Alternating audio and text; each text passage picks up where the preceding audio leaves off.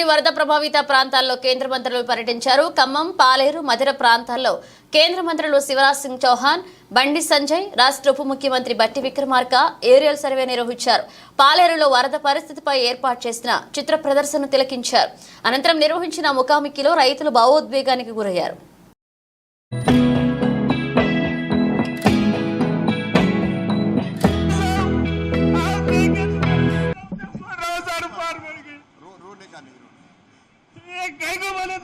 Road नहीं निकालेंगे,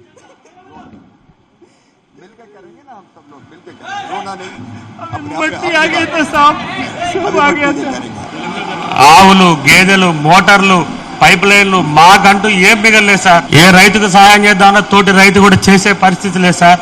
చాలా చాలా కోల్పోయినాం సార్. మా రాష్ట్రాన్ని కొంచెం దయచేసి కరుణించి మాకు కొంచెం కేంద్రం నుంచి బడ్జెట్ ఎక్కువ తెప్పించి కొంచెం మాకు సహకరించాల్సిందిగా కోరుతున్నాం సార్. మాకంటూ ఏం లేకుండా నీళ్ళు నీడ లేకుండా అయిపోయింది సార్.